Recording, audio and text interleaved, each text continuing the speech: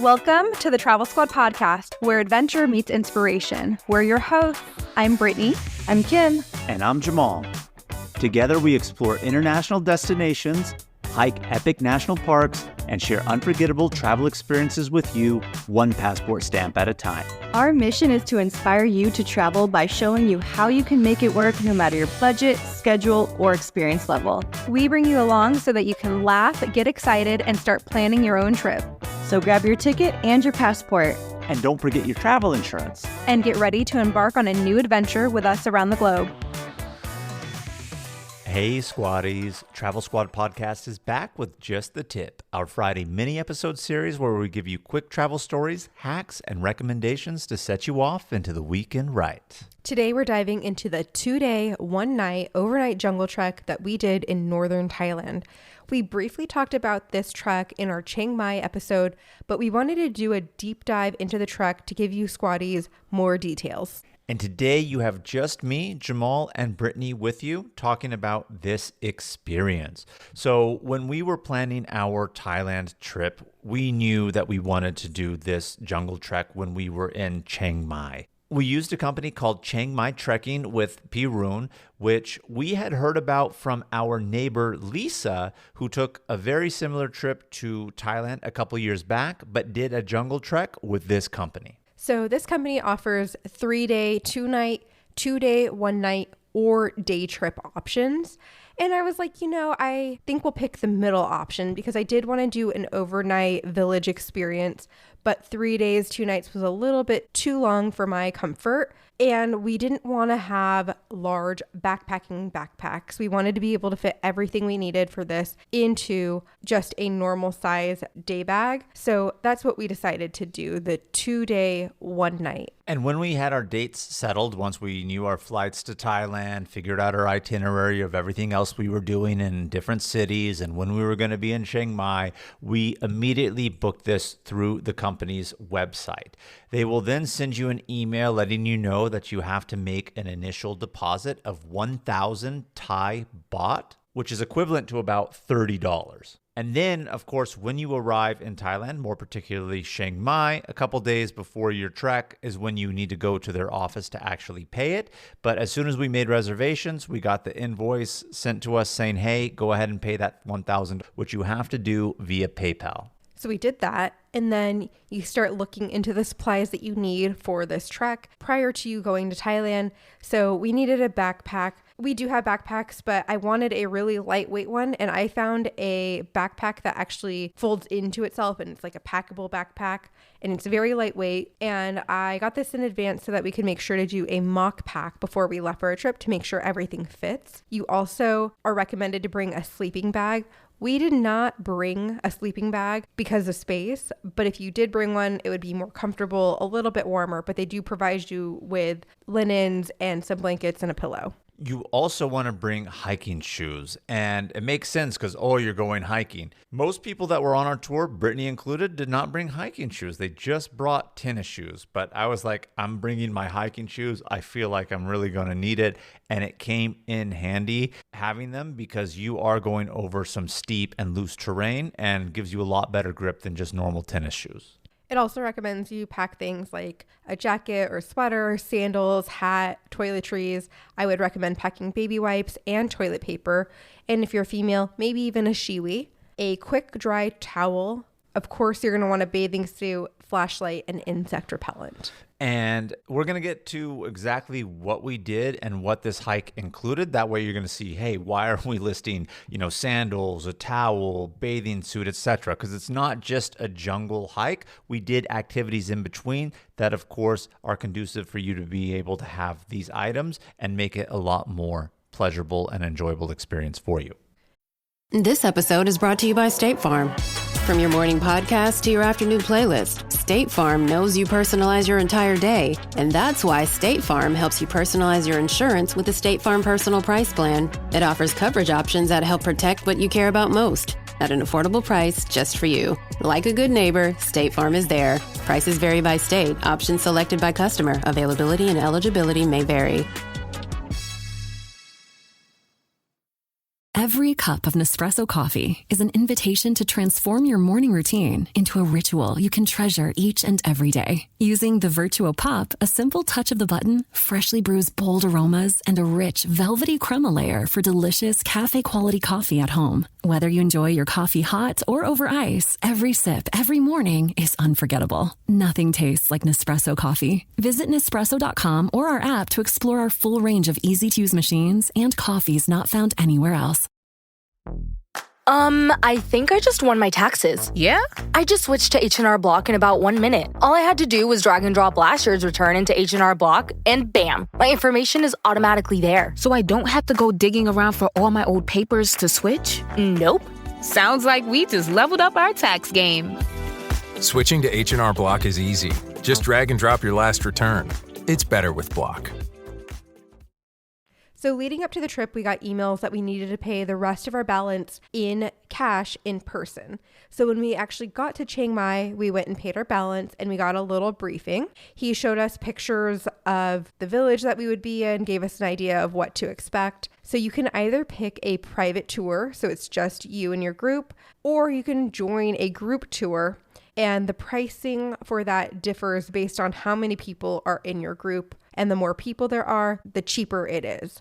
There was 9 of us, so we paid 3,500 baht each, which is approximately $100 a person. So it was 3,500 per person, so 7,000 baht total, but we had already paid the 1,000, so in person we only needed to pay the 6,000 baht cash. So the general overview that we got was that we would go to a waterfall, do a jungle hike, stay overnight in the village home, and then hike out of the jungle and then go rafting on a river and end at an elephant sanctuary. So the night before we ended up getting picked up, we were staying at a hotel in Chiang Mai, and we were going to be checking back into that hotel upon return, but we felt there was no need to pay for a hotel that night that we were on the jungle trek if we weren't going to be staying there. So our intent was to check out. Our hotel was very nice and said, yes, you could go ahead and leave your luggage here until you come back. So we did do that, but the night before we took everything that we needed from our normal suitcase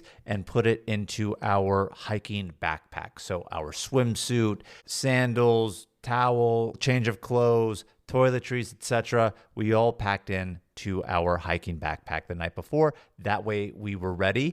So we got picked up at 8:30 and we got into the back of a converted truck bed. So the back of the truck had benches lining the sides of the truck bed, no seatbelts, 9 of us total. So there was 8 of us in the back, 4 on each side, and then 1 rode in the truck with the driver and the guide. It was an interesting group of us hikers. There were 3 people from Belgium, 2 from France, 2 from Germany, and then us 2 Americans. So we were kind of in the minority as we did not speak French or German. Well, I would say more particularly French, because some people may not realize that in Belgium, they speak French. So 5 out of the 9 of us were French speakers. So then French became the dominant language that was spoken. But of course, we all communicated, talked, and our guide, of course, did not know French, and it was in English. But nevertheless, we were outnumbered in terms of non-native English speakers. I'd also like to point out that Jamal and I were the oldest people by several years on this trek. But when talking to the guide, he said he hosts families and people of all ages. So that was just the group that was hiking that day. And once we got in the car, we kind of introduced ourselves to everyone. We drove about 40 minutes to a market where they picked up food and supplies for our stay. And then we made another drive over to a waterfall. And the waterfall was called Mukfa Waterfall. Yeah, and this was about a 30-minute drive from the market, and getting to the market was already a 40-minute drive. So we're already at about an hour and 10 minutes just to get to the waterfall in terms of travel time. Now, realistically, this waterfall is not far distance-wise from Chiang Mai, but with the roads that you have to take, the traffic, it makes for a lot of time to get to these places. So If you haven't ever been to Chiang Mai, of course, Chiang Mai is a large city. It's not as large as Bangkok. There's no skyscrapers. It's a little bit more classical, but it is a large city. But it is surrounded by the lush, beautiful Thai forests and mountains. So we are getting out of the city into the jungle, forest, and mountain areas here to this waterfall. The waterfall is actually in a national park called Doi Sut Hep Pui National Park. And it was still pretty early in the morning when we got to the waterfall. And if you were going to do this experience, I would say to already be dressed in a bathing suit if you think that you're going to want to get into the water. Otherwise, you have to get dressed in a bathroom in the parking lot. And I can say it probably wasn't the cleanest bathroom I've been in. Jamal decided he wasn't going to get in the water, so he didn't change, so that made it easy for him.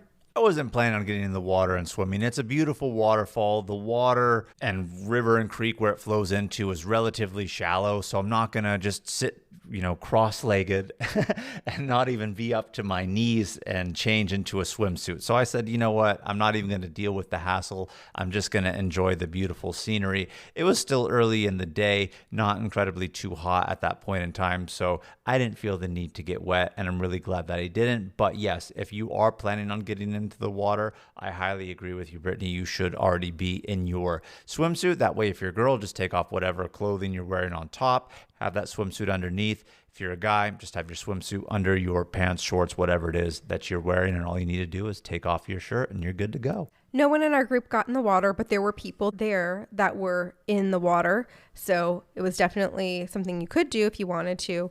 It was a short jungle trail to the waterfall. And along the way, we saw a small venomous green snake on the trail. So that was kind of cool.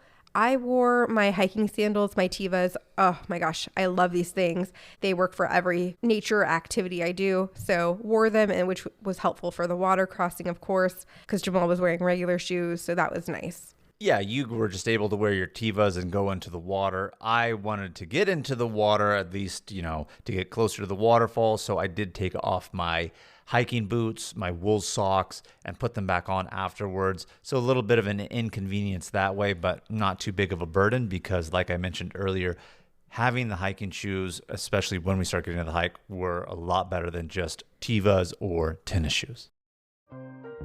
This episode is brought to you by Atlassian. Atlassian makes the team collaboration software that powers enterprise businesses around the world, including over 80% of the Fortune 500. With Atlassian's AI-powered software like Jira, Confluence, and Loom, you'll have more time to do the work that matters. In fact, Atlassian customers experience a 25% reduction in project duration per year. Unleash the potential of your team at Atlassian.com. Atlassian. So good, so good.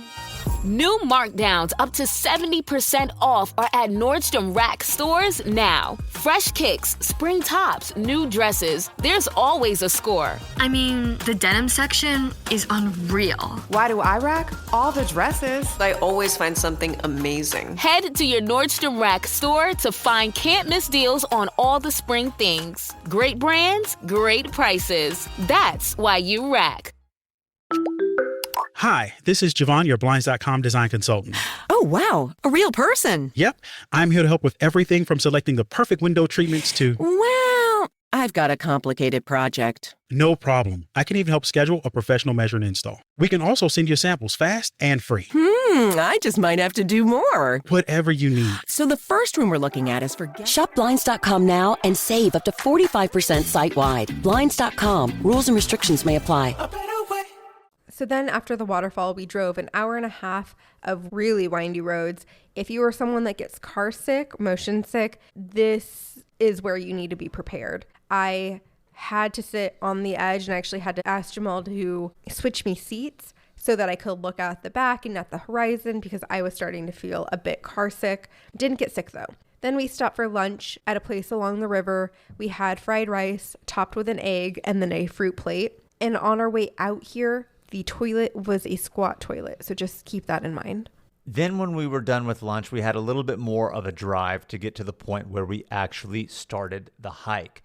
So we hiked 4 miles in the Hui Nam Dang jungle, which is really steep and slippery. There's lots of ups, lots of downs, and not too flat at all. Everyone either slipped or fell. A few people fell. Jamal and I did not. Jamal was the only person in our group that was wearing hiking shoes. I didn't want to bring my hiking boots because they're big, bulky, and I didn't want to take up the space. You can make it in tennis shoes, but you probably will slip because it's so steep. But you know what? Our guide did the whole thing in flip-flops, so it can be done. But you know what? In fairness to our guide, he is a jungle and village native to this region. So he's been hiking these mountains and hills in the jungle his whole life in those flip-flops. So it was nothing to him. But yeah, really having good shoes, I think, goes a long way, but it is doable in those tennis shoes. But we're at a point here in this jungle so close to the Myanmar-Burma border. When I say Myanmar or Burma, it's all one country, but different terminology depending on how you want to say it. But he even showed us at some point, and he says, oh, we're not too far from the border. And he pointed out the mountain range that was actually the border between Thailand and Burma, which I thought was really unique and cool. It was really lush and green as we hiked through. And then eventually we made it to the village. There's 70 families that live in the village we stayed in. Our guide was one of them that was born there. He's 31. His name was Pierre. He grew up in the village, and he has never stayed in the city for more than 3 days at a time. When we were talking about other parts of Thailand, he said, you probably know Thailand better than me because he's really focused on staying near his village. Yeah, so the only other city he's been in is Chiang Mai when he goes in at the start of the tours, stays with family a couple days. But realistically, he was talking about he really enjoys the village, the mountains, the jungle, the forest. This is really where he thrives and doesn't really want to go anywhere else. And I really respect that because I love when you're in a place and your tour guide is passionate about where they are. And he's passionate about his village, his people, their lifestyle, and it made it all for a better experience. To get to the village, you have to cross a river. So there's a bridge that goes over the river. And when you looked below, we could see buffalo in the water below us. And then we actually were able to see an elephant on the river's edge. That elephant actually lives in the jungle that we just hiked through, but is cared for by a specialized elephant keeper called a muhaut. And this is like an ancient tribe that actually specializes in elephant keeping. So the elephant had a keeper. The elephant was 43 years old.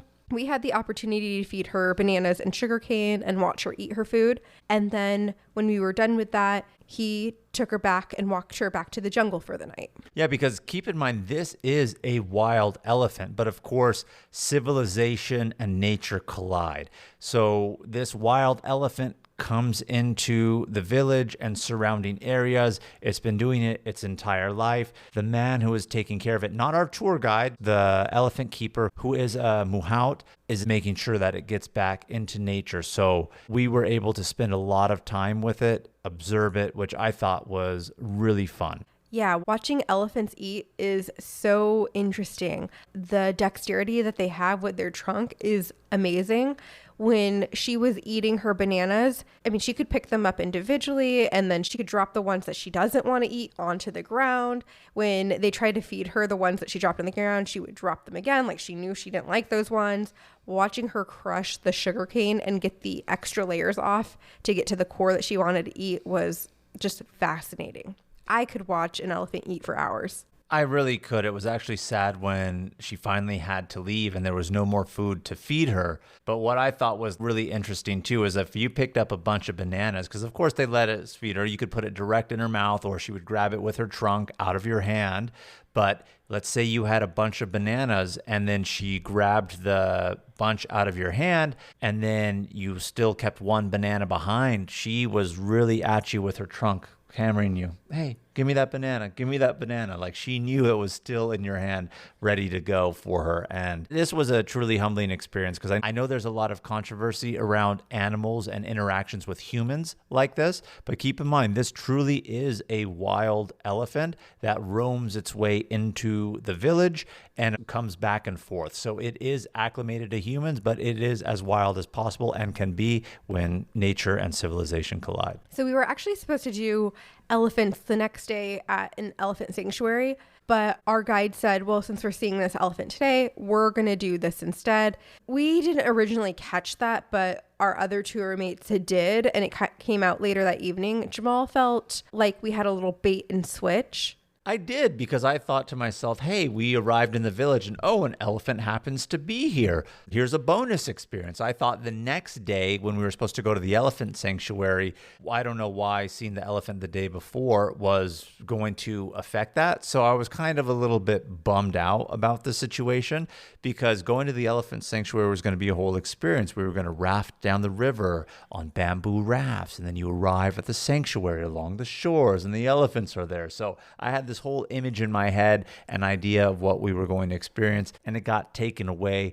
But I do feel that our experience that we had here with this one elephant was obviously more personalized and special than probably what we would have experienced at the sanctuary. At first I was like, this is a bait and switch. But then I was like, you know what? We get such an amazing, unique experience this one-on-one time with not an elephant that was rescued, but a wild elephant that has an ancient tribe member as its keeper. And to get to learn about that and see it in the village, I thought was truly one of a kind. So I was okay with the swap. After we were done with the elephant, we went to the village home that we were staying in, and it is an elevated wooden hut. So there are stairs to get to the second level, and that's where we had our very large room, and all 9 of us slept together, and there was a bathroom attached.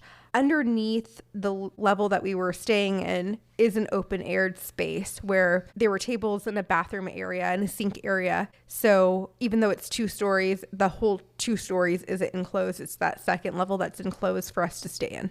We got to talk about the bathroom situation, because we always mention the bathroom situation. And of course, if nature called when you were in the jungle, there's nothing you can do about it. But we are here at somebody's home in the village. It is a village. It is not as modern, of course, as what you're going to find in Chiang Mai or Bangkok. So they did have bathroom accommodations for us. We did have Western style toilets, but there is no hooked up water plumbing.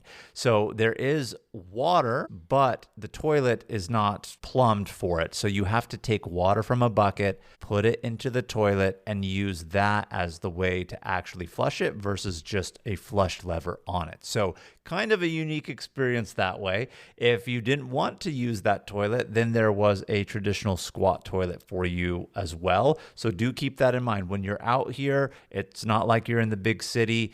There was a modern toilet in the sense of a Western style one, but of course not up to what we would equate as a normal standard with a flush. So there was one Western style toilet attached to our bedroom, and our bedroom was a very large room, and there was thin mattresses on the ground with a small pillow and 2 blankets per person. Very clean, very, very nice. On the downstairs level is 2 more bathrooms. One's another Western style toilet, and then the squat toilet. And then there was a room for a shower. No hot water, so any shower that you're going to take here is going to be cold. We decided that we were going to take showers because it was so dusty in the jungle that we were just dirty and we just wanted to rinse off. So we took really quick, refreshing showers and got into some comfortable clothes for the evening. And as soon as everybody got comfortable, we went downstairs outside of the room. We played cards. There was a hammock for us to lay on. Our jungle guide had 2 children, so we were playing with his kids.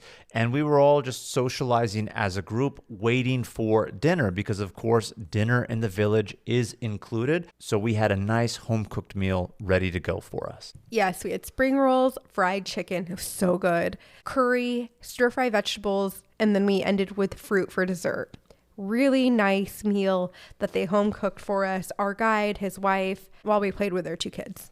And I do want to say this because they advised us they were going to give us water for the hike, but they were only going to give us 2 water bottles. So if we wanted more, to bring more for ourselves, but we didn't need to bring a lot because once we got to the village, we can buy more water. So when we were here staying at their home, if we needed water or anything else to drink, we did have to buy it. And alcohol was there too, so we can go ahead and buy alcohol if you wanted to have some beer while you were there. So of course, lots of people on our tour ended up having some alcohol just as well. So you do have that available to you, but it is for purchase and not included with the tour. After dinner, our guide made a bonfire. It was really nice to sit out and enjoy the open air. The stars were amazing. It's a great place to star watch if you're out in that area.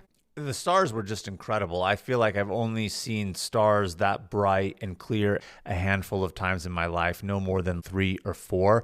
And this was by far one of those experiences. It was so beautiful to be out there and just enjoy the experience with the bonfire and being out in the jungle. Then we got ready for bed, so we all went to sleep. We slept on that thin mattress. We had the 2 blankets, 1 small pillow. The pillow was not the most comfortable. Jamal said he was cold, and they had recommended bringing sleeping bags, which we did not, of course. But with the 2 blankets, I was very comfortable. Yeah, it gets cold out there. Chiang Mai is not like you're in Phuket or Bangkok where it's really, really hot. The temperature's a lot more cool. We were up in the hills and mountains of the jungle, so at night it cools down. I mean, it's definitely hot during the day, but it really cools down at night. So I wasn't freezing, but I could have been more warm. It was like low 50s at night.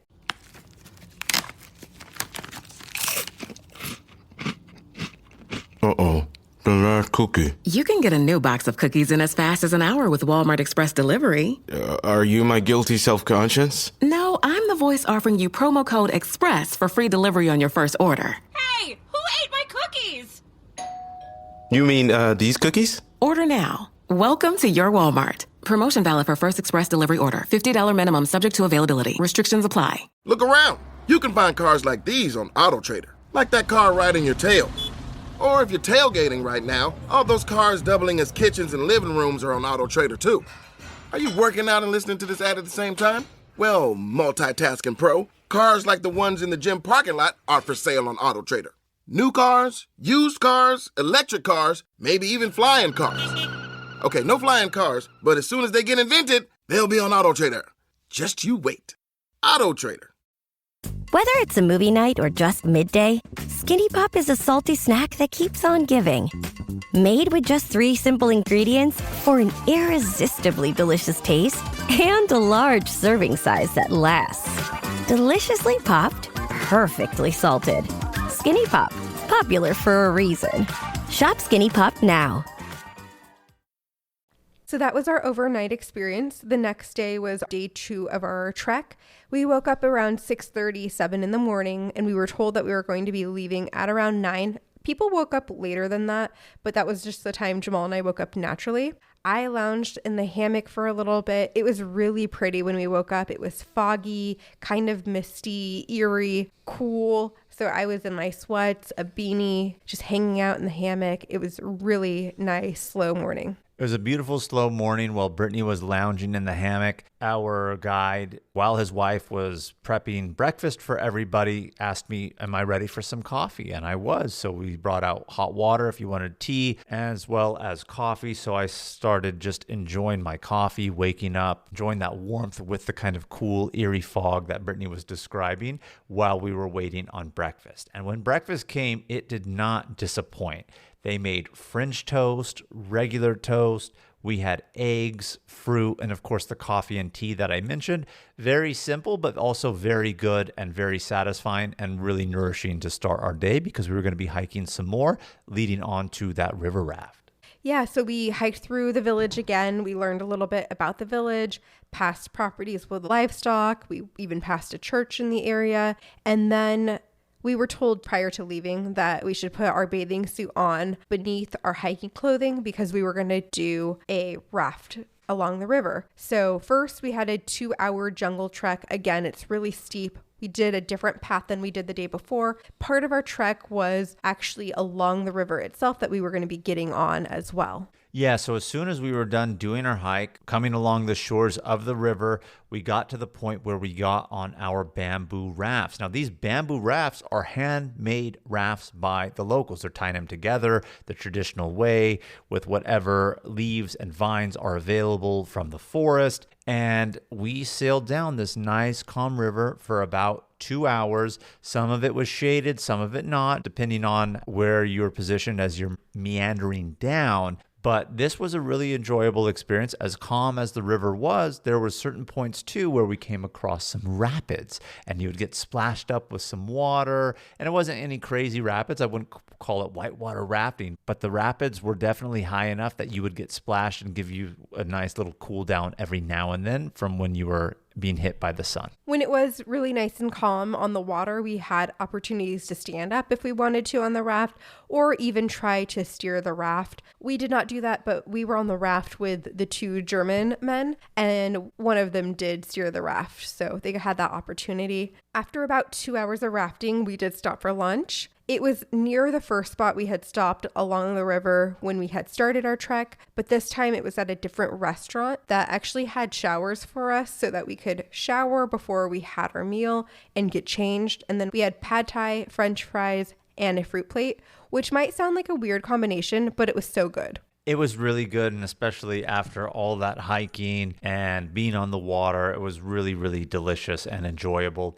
And then, of course, we had our ride back into Chiang Mai.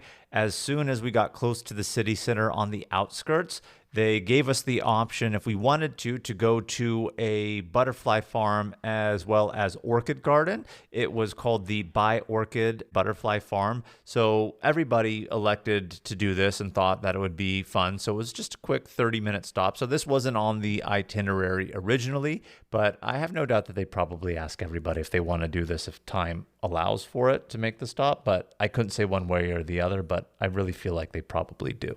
And then we went back to Chiang Mai. We were dropped off at our hotel, and we immediately dropped off our clothing to get washed because everything was so dusty. So dusty. But what would you rate the experience, Brittany? Because I know you really, really wanted to do this. I was indifferent on it, and I enjoyed it. Don't get me wrong. But coming from somebody who really wanted to do it, what's your honest opinion? Okay, so I think there's a lot to consider. And I've been backpacking before, hiking before, and all of that. But if you are a nature person and you like hiking and meeting a guy who's from the village and learning about culture and village and having a really unique, authentic experience, this is for you. If you are a person who likes posh hotels and a more luxurious type of experience, this is not for you. So for me, I am a nature lover and I don't mind a little bit of dirt. So I would give this an 8.2. And I think that rating is because they did switch the elephants, but the food was great. The company was great. They really took care of us and I was comfortable and happy and it was worth it for me. Well, I'm glad you enjoyed it. I enjoyed my experience just as well. If you are in Chiang Mai and want to get a side of the city and surrounding area that you're not going to see within the town, I highly recommend you do one of these jungle treks and village tours, whether it just be the single day or 2 day, 1 night or beyond that they offer. Really recommend it. Thank you so much for tuning into Just the Tip. Make sure to subscribe, leave a review, and follow us on all the socials at Travel Squad Podcast. And have fun traveling this weekend. Bye, Squaddies.